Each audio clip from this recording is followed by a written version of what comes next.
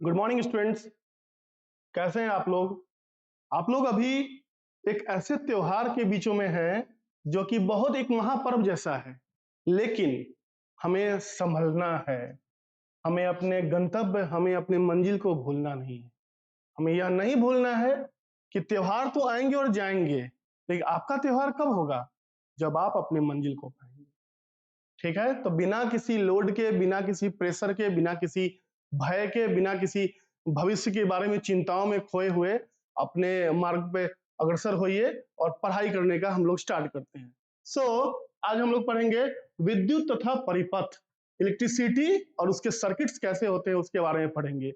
फिर से इस बात को हम बताने का प्रयास करेंगे।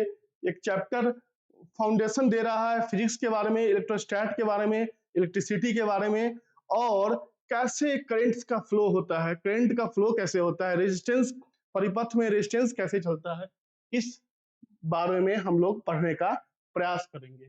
चैप्टर का नाम है विद्युत तथा परिपथ।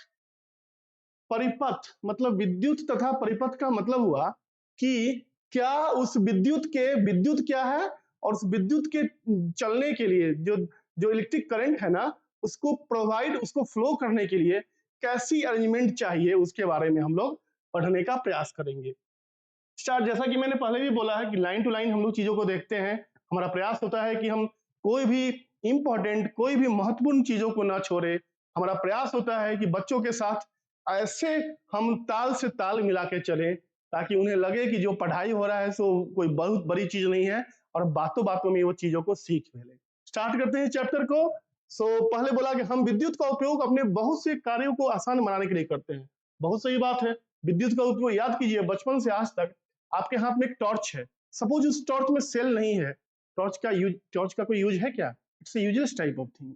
सेम उसी तरह घर में एसी लगा है और रिमोट नहीं मिल रहा है, ठीक है, उसको तो आप ऑन कर लेंगे, बट कई बार देखा गया है कि जो इलेक्ट्रिसिटी है ना, जो विद्युत है ना, वो आज हमारे जीवन का एक अभिन्न अंग हो गया है। ऐसा क्यों मैं बोल रहा हूं? क्योंकि इसकी बहुत सारी भूमिकाएं हैं। कैसे भूमिकाएं हैं? मान लीजिए कोई ट्यूबवेल है, उससे आप देखते होंगे ना, हमारे आपके घर में जो मोटर्स लगे हुए, इलेक्ट्रिक मोटर लगे हुए हैं पानी का, वो भी कहीं ना कहीं कैसे चलता है? विद्युत के द्वारा ही चलता है। जिस दिन लाइट नहीं होती है, जिस दिन पता चलता है हमें कि आज दिन भर लाइट नहीं आएगी, तो आपको कुछ और अरेंजमेंट करने पड़ जाते हैं। तो विद्युत आज हमारे जीवन का एक अभिन्न अंग भी है, और विद्युत हमारे लिए बहुत ज्यादा उपयोगी भी है, तो इसलिए इसे जानना पढ़ना भी जरूरी है। अब देखिए होता क्या है ना, अगर हम एक सेल के बारे में बात करें, इसकी स्टार्टिंग में हम लोग पढ़ते हैं कि विद्युत सेल क्या होता है, विद्युत बैटरीज क्या है। इलेक्ट्रिक सेल का मतलब बैटरी है, तो विद्युत का वो बैटरी क्या, उसके बारे में पढ़ेंगे। क्या होता है? टॉर्च के बल्ब को विद्युत विद्युत सेल से टॉर्च का जो बल्ब है ना, उसको विद्युत कहाँ से मिलता है? टॉर्च का जो बल्ब है ना, उसको विद्युत मिलता है विद्युत सेल से। उसी को बोला गया है कि टॉर्च के बल्ब को विद्युत विद्युत सेल से मिलता है। विद्युत सेल का उपयोग विद्युत स्रोत के रूप में अलार्म इत्यादि में भी किया जाता है। अब जो विद्युत का, अब ये जो देखिए, कोई कलाई घड़ी है, कोई रेडियो है, कोई कैमरा है, कोई अन्य युक्ति है, सब में उसका यूज होता है। विदाउट वो सेल न घड़ी चल पाएगी, न फ्रिज चल, मतलब बहुत सारी चीजों में उसका यूज हम लोग करते हैं। रेडियो में, कलाई घड़ी में, कैमरा में इत्यादि में। क्या आपने कभी विद्युत सेल को ध्यानपूर्वक देखा है? हम लोगों ने विद्युत सेल को तो देखा है ध्यानपूर्वक। क्या देखा है? हम देखा होगा कि इसकी एक और एक धातु की टोपी होती है, दूसरी ओर एक डिस्क होता है। इसको देखिए जरा ध्यान से, एक और एक धातु की क्या होती है? धातु की एक टोपी जैसी होती है, और एक और एक डिस्क जैसा होता है। अब इसको समझना, जो धातु की टोपी जैसी होती है ना, उसको बोलते हैं धनात्मक, उसको बोलते हैं धनात्मक सिरा, और ये है आपका ऋणात्मक, मतलब ये निगेटिव है टर्मिनल और ये पॉजिटिव टर्मिनल है। ठीक है, अब आगे समझते हैं, समझ में आ गया होगा। सभी विद्युत सेलों में दो सिरे होते हैं, हमने देख लिया। एक विद्युत सेल में दो सिरा है, एक को हम लोग धनात्मक बोलेंगे, दूसरे को ऋणात्मक बोलेंगे। एक सिरा धनात्मक है और एक सिरा ऋणात्मक है। विद्युत सेल में संचित रासायनिक पदार्थों से सेल विद्युत उत्पन्न करता है। ये विद्युत कैसे उत्पन्न करता है? तो इसके बीच में, इसके अंदर में कुछ रासायनिक अभिक्रियाएं होती हैं। क्या होती हैं? रासायनिक अभिक्रियाएं होती हैं, कुछ केमिकल रिएक्शंस होता है। रासायनिक अभिक्रियाएं होती हैं। रासायनिक अभिक्रिया के द्वारा ये क्या करता है, ये विद्युत उत्पन्न करता है। रासायनिक क्रिया विद्युत के द्वारा ये विद्युत उत्पन्न कर रहा है। जब विद्युत सेल में संचित रासायनिक पदार्थ इस्तेमाल कर लिए जाते हैं, इसके अंदर जो रासायनिक पदार्थ है वो पूरी तरह खत्म हो जाए, उसको इस्तेमाल कर ले, तो क्या होगा, विद्युत सेल जो है वो विद्युत देना बंद कर देगा। वो बोलते हैं ना कि वो जो सेल है वो डिस्चार्ज हो गया है, मतलब क्या है, वो अब काम करना बंद कर देता है। ठीक है, एक बात ध्यान रखेंगे, विद्युत खंभा या उपकेंद्र या वैसा जगह जहाँ पे ये विद्युत की कुछ भी हो, अभिक्रिया हो रही हो, कुछ काम, वहां पे इस तरह के एक बोर्ड्स लगे होते हैं, जिसका मतलब होता है कि चेतावनी है, ये बताता है कि इससे आप दूर रहिए। तो बच्चों, आप लोग से ये है कि ये छोटे बच्चों को ये बताया जाता है वैसे, लेकिन ये समझ के चलना है कि वैसे जगहों में थोड़ी बहुत सावधानी पूर्वक रहना चाहिए, सब चीज को ऐसे ही नहीं टच कर लेना चाहिए, छू देना चाहिए। अब ये बल्ब को समझते हैं। ये विद्युत बल्ब को जब ध्यान से आप देखेंगे तो पाएंगे कि ये एक तार होता है, तंतु का तार होता है, ये तंतु जिसको बोलते हैं, और ये टर्मिनल दिखा बता रहा है, एक टर्मिनल, एक यहाँ टर्मिनल और एक यहाँ टर्मिनल है, जो आपस में जुड़ा हुआ होता है। होता क्या है ना, टॉर्च का, ये तो टॉर्च का बल्ब है, उसकी आंतरिक दिखाया जा रहा है क्या होता है। उस विद्युत सेल को एक नए, देखिए विद्युत सेल, अगर विद्युत सेल से में रासायनिक क्रियाएं खत्म हो जाए ना, तो उस विद्युत सेल को हमें चेंज कर देना होता है। तो अब उस चेंज कर देंगे, उसके जगह पे नया हम लोग को लाना पड़ता है। टॉर्च के बल्ब में कांच का एक बाहरी आवरण होता है, कांच का एक बाहरी आवरण आप लोगों ने समझ लिया, जैसा कि चित्र में दिया हुआ है। बल्ब के कांच के आवरण के अंदर क्या होता है, तो जो बल्ब है ना, उसके अंदर में क्या होगा, कांच का जो आवरण है उसके अंदर में क्या होगा, उसमें तंतु होगा, उसमें फिलामेंट्स होंगे, सारी चीजें होती हैं। अब विद्युत सेल से बल्ब जुड़ा हुआ कैसे होता है, इसको समझते हैं। तो देखिए, ये तो हमारा सेल है, इस सेल के बारे में मैंने बताया, इसके इसके दो टर्मिनल्स हैं, एक पॉजिटिव टर्मिनल है, एक पॉजिटिव टर्मिनल होता है और एक नेगेटिव टर्मिनल होता है, मतलब एक धनात्मक है और एक ऋणात्मक है।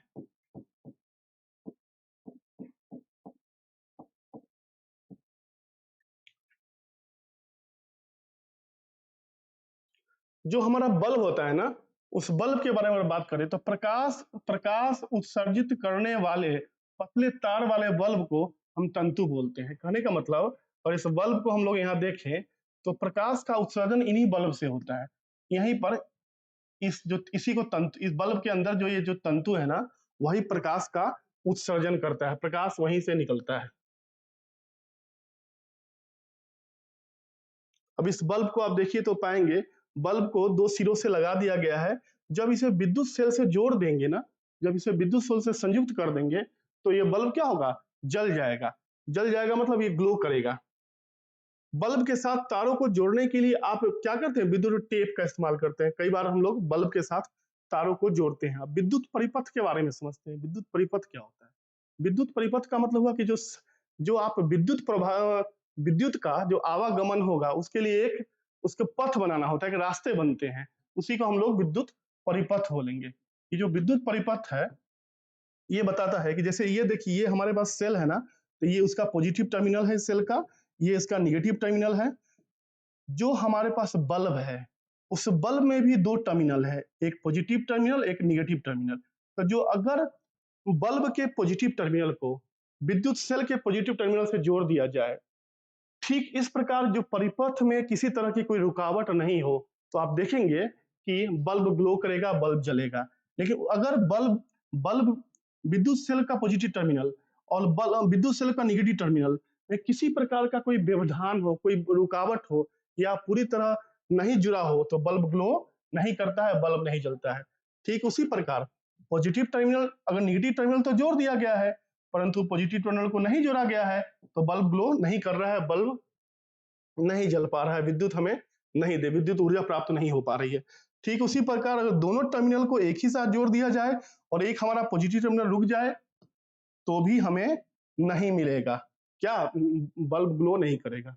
तथा इसी प्रकार अगर इस तरह भी अगर अरेंजमेंट किया जाए कि दोनों को आप एक ही सिरे से लगा दे रहे हैं और एक सिरा बच जा रहा है, तब भी बल्ब ग्लो नहीं करेगा। तो हमें इससे समझना यहाँ पे यही है कि यह अति आवश्यक है कि उस बल्ब को जलने के लिए यह आवश्यक है कि उसको जहां से विद्युत सेल से जो उसका जो मिलाया गया है, जो उसे जोड़ा गया है ना, उसमें बल्ब का जो बल्ब है ना, बल्ब का पॉजिटिव विद्युत सेल के पॉजिटिव से जोड़ा जाए और बल्ब का निगेटिव उसके निगेटिव से जोड़ा जाए। ये जोड़ना बड़ा ही आवश्यक है।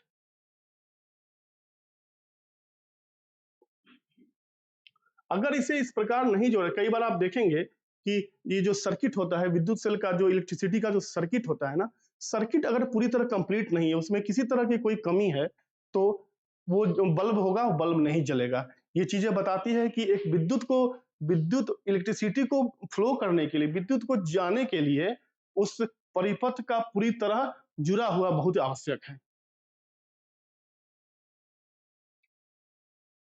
अब देखिए, अब अगर परिपथ सही तरह से जुड़ा हुआ हो तो विद्युत धारा प्रवाहित होगी। लेकिन कई बार ऐसा भी होता है कि आपने परिपथ तो सही तरह बनाया है, परिपथ में कोई कमी नहीं है, लेकिन हो सकता है कि ये बल्ब ही फ्यूज हो।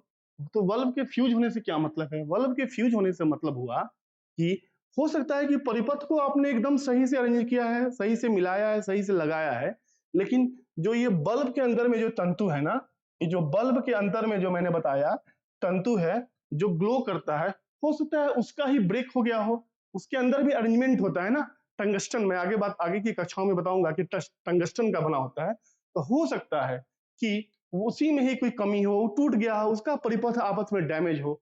तो कई बार इस बात का भी ध्यान रखना चाहिए कि अगर आपका परिपथ पूरी तरह जुड़ा हुआ है तब भी बल्ब ना जले, तो बल्ब को देख लेना है कि बल्ब में कुछ कमियां तो नहीं है, बल्ब अपने आप में क्या परिपूर्ण है, बल्ब क्या सही है, ये भी हमें जानकारी होना चाहिए कि बल्ब में कोई गलत प्रॉब्लम तो नहीं है। अब इसको समझने का तरीका क्या है? देखिए, धाराओं का प्रवाह कैसे होता है, इलेक्ट्रिसिटी फ्लो कैसे करता है। एक अरेंजमेंट है, इस अरेंजमेंट को आप देखिएगा तो आप पाइएगा कि जो ये विद्युत सेल है ना, विद्युत सेल से धाराओं का प्रवाह कैसे हो रहा है, इस डायरेक्शन, इस दिशा में हो रहा है।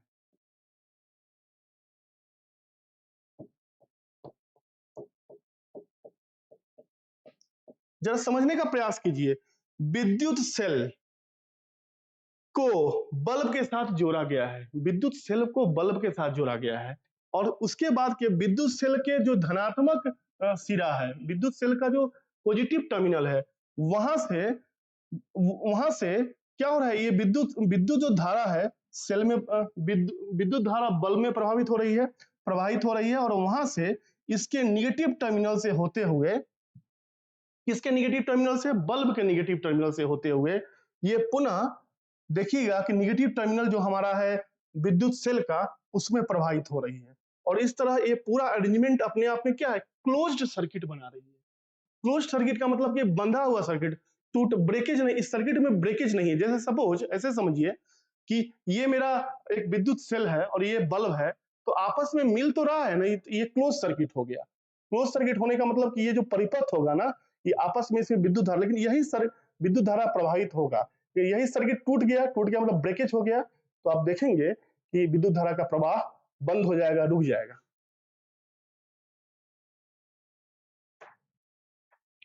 अब इसको देखिए, इसको भी आप घर में एक छोटा सा टॉर्च बोल सकते हैं। इसमें क्या बताया गया है कि विद्युत सेल और टॉर्च का एक ऐसा कॉम्बिनेशन है, यही चीजें वहां काम भी करती है, जिसमें धाराओं का प्रवाह हो रहा है। धाराओं, टॉर्च जो हमारे घर में होता है, हम लोगों ने टॉर्च यूज किया है, उसमें आप देखते होंगे कि इस तरह की उसकी आकृति होती है। यहाँ बल्ब लगा होता है, यहाँ हम सेल लगा देते हैं और आपस में इसके अंदर कनेक्टिविटी होती है और वो रोशनी देता है। तो बस इसी तरह की उसकी आकृति हो जाती है।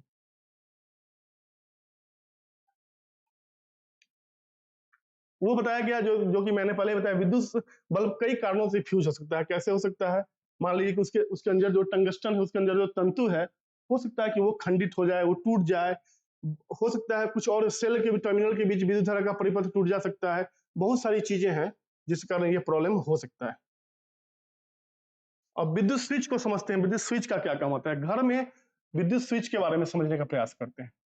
स्विच का मतलब क्या है कि एक ऐसा परिपथ, विद्युत धारा के प्रवाहित होने में एक ऐसा चीज जो हमारे कंट्रोल में हो कि कब मुझे विद्युत धारा का प्रवाह करना है और कब नहीं करना है, मतलब कब इलेक्ट्रिसिटी को फ्लो कराना है और कब नहीं कराना है।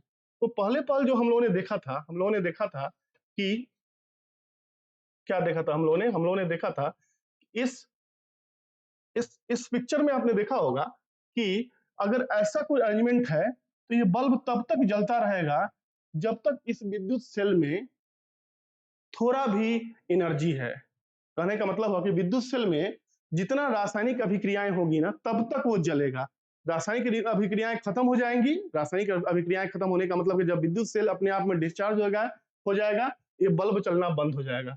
लेकिन स्विच क्या करता है, स्विच का काम है घर में तैयार किए टॉर्च को ये ऑफ ऑन करना हो। सपोज अपने घर में आप रहते हैं, आप सारे इलेक्ट्रिक अप्लायंसेस जला रखे हैं, घर में बहुत सारी चीजें होती हैं हमारे आपके घरों में तो जला, और घर से आपको कहीं जाना है, आप पिकनिक पे जा रहे हैं, कहीं घूमने जा रहे हैं, तो क्या घर में सारी चीजों को आप जलाते हुए छोड़ देंगे? नहीं जलाते हुए छोड़ेंगे, उसे आप ऑफ करेंगे। तो स्विच का काम क्या है ना कि ऑफ ऑन के लिए यूज करना। क्यों करना, कैसे करना, इसके बारे में हम लोग समझने का प्रयास करेंगे। देखिए सपोज यही एक विद्युत धारा का पिक्चर है, तो आप देखेंगे ये आपस में तो जुड़, अगर इसको हम लोग यहाँ से लगा देंगे, अगर इसको हम लोग यहाँ से लगा देंगे तो ये परिपथ, और ये अगर आगे जुड़ जाए तो बोलेंगे ये परिपथ कंप्लीट हो गया। जैसे इसको देखा जाए, इसको देखने से आपको समझ में आएगा कि स्विच का क्या काम है। ये हमारे पास एक विद्युत सेल है, ये हमारे पास एक विद्युत सेल है और एक बल्ब है। विद्युत सेल का सिरा और बल्ब का सिरा आपस में सही सही जुड़ा हुआ है, लेकिन इस बात को ध्यान देना कि यह परिपथ अपनी अभी कंप्लीट नहीं है। क्यों कंप्लीट नहीं है कि ये आपस में एक ऐसी कोई विधि लगाई गई है जो अपने आप में अभी टूटी हुई है, जो पूरी तरह इसको परिपूर्ण नहीं बना रही है। और जैसे ही ये जो पिन है, पिन को यहाँ लगा दिया जाएगा, ये परिपथ कंप्लीट हो जाएगा, अब विद्युत धारा का प्रवाह होना शुरू हो जाएगा। परंतु जब इस परिपथ को, इसको फिर से अगर हम लोग हटा दें तो विद्युत धारा का प्रवाह होना बंद हो जाएगा। तो मुख्य रूप से ये समझना है कि विद्युत धारा के प्रवाह को अपने कंट्रोल में रखना, विद्युत धारा के प्रवाह को ऑफ ऑन के जरिए कभी चालू करने का मन हो तो चालू करना, जब मन करे तो बंद करना, इसके लिए विद्युत स्विच का यूज करते हैं। इलेक्ट्रिक स्विच का काम होता है, और स्विच है जो इलेक्ट्रिक सर्किट को परिपूर्ण करता है, और जब उसको हटा देते हैं तो धाराओं का प्रवाह होना बंद हो जाता है, धाराएं बंद हो जाती हैं, इलेक्ट्रिसिटी बंद हो जाता है। अब इसको देखिए, इसको देखेंगे क्या है ऑन आपकी, अब ये क्या है ऑन स्थिति। ऑन स्थिति का मतलब क्या हुआ कि जैसे सपोज ऑन का मतलब क्या हुआ, ऑन का मतलब हुआ कि ये जो विद्युत है, विद्युत का प्रवाह क्या होगा विद्युत चल जाएगी, और यही ऑफ हो गया तो प्रवाह नहीं होगा। तो ये ऑफ ऑन का मतलब क्या है कि आपकी सर्किट तो बनी हुई है, सर्किट तो परिपूर्ण है, सर्किट में किसी प्रकार की कोई कमी नहीं है, लेकिन सर्किट में कमी नहीं होने के बाद भी आपने उसको अपने कंट्रोल में कर लिया है with the help off switch. और स्विच अगर जुड़ा है तो विद्युत का प्रवाह होगा, स्विच बंद है तो विद्युत का प्रवाह नहीं होगा। ठीक उसी प्रकार की इस कमरे में इतनी लाइट है और एक स्विच दिया हुआ है, मैं अगर स्विच को ऑफ कर दूं तो लाइट, ये सर्किट तो कंप्लीट है, सर्किट कंप्लीट मतलब परिपथ तो बना हुआ है, लेकिन लाइट्स ऑफ हो जाएंगे। लेकिन उसी लाइट को मैं अगर ऑन कर दूं तो फिर आप देखेंगे क्लास पूरा प्रकाशमान हो जाएगा। तो क्लास का प्रकाशमान होना, क्लास का अंधेरे में आना, ये डिपेंड तब इस पर भी कर रहा है कि स्विच को मैंने कैसे कंट्रोल किया, स्विच को ऑन रखा है या ऑफ रखा है, इस बात का भी ध्यान हमें रखना होगा।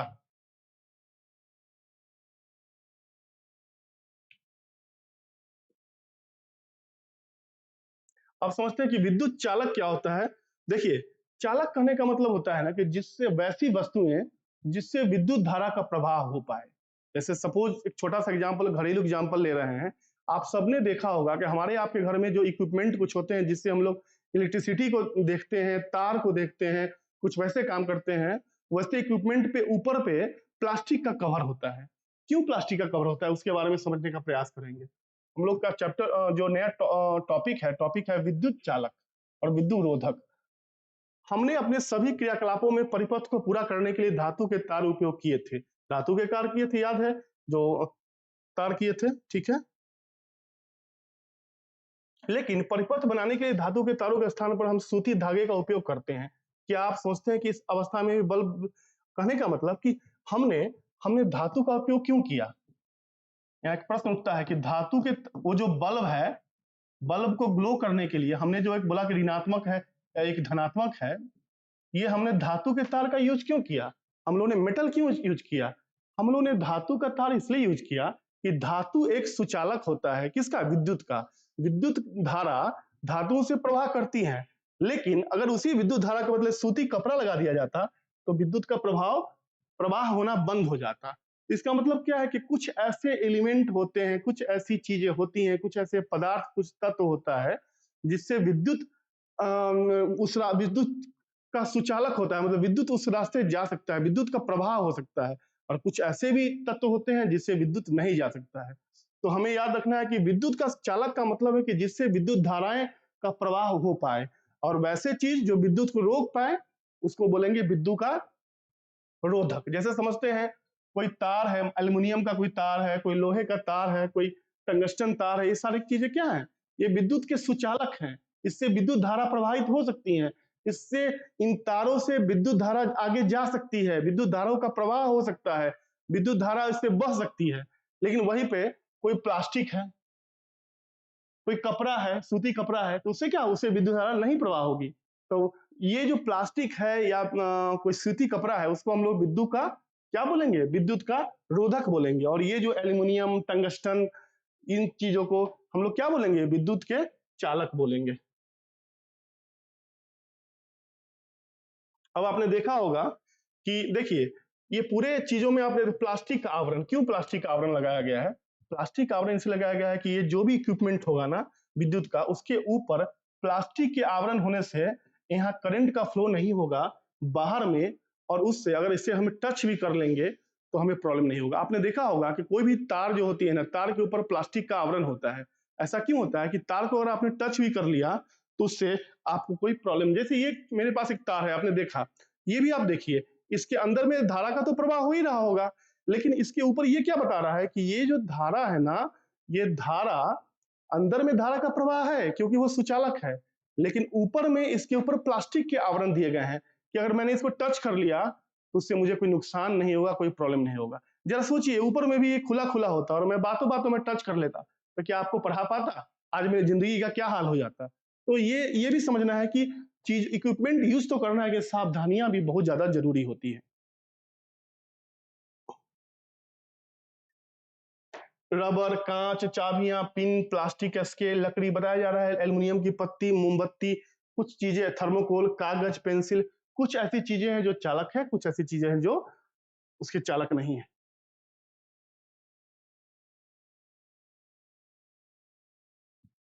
अब जरा सोचिए, चाबी मैंने अगर स्विच के रूप में मैंने चाबी को लगा दिया तो एक धातु है, तो हाँ विद्युत का प्रवाह हो जाएगा। रबर को लगा दिया तो रबर से क्या हो? रबर क्या है? उसका रोधक है। रबर कुचालक है तो रबर से नहीं होगा। स्केल प्लास्टिक का है तो नहीं होगा। माचिस की तीली लकड़ी की होती है तो नहीं होगा। कांच की चूड़ी नहीं होगा। लोहे की कील हो जाएगा। समझ रहे हैं ना? ये इसको आपको समझना है और इन चीजों को प्रयास करना है कि ये कॉन्सेप्ट हमारा अभी समझ में हमें आ जाए।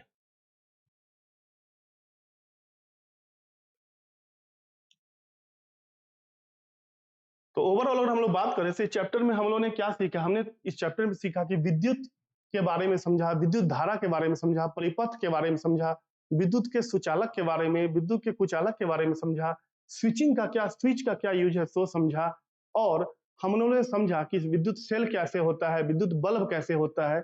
इन चीजों को समझना है और बहुत टफ नहीं है, बहुत टफ बनाना भी नहीं है। बस ध्यान ये रखना है कि बस एक छोटा सा कॉन्सेप्ट हमें क्लियर हो कि आखिर घरों में या हम लोग जो अपने जीवन में देखते हैं विद्युत का यूज, वो कैसे आखिर होता है, उसके अंदर क्या क्या चीजें चलती हैं। आगे की कक्षाओं में हम लोग इसके बारे में और भी डिटेल्ड चीजों को समझेंगे और जानने का प्रयास करेंगे। Okay, so thank you.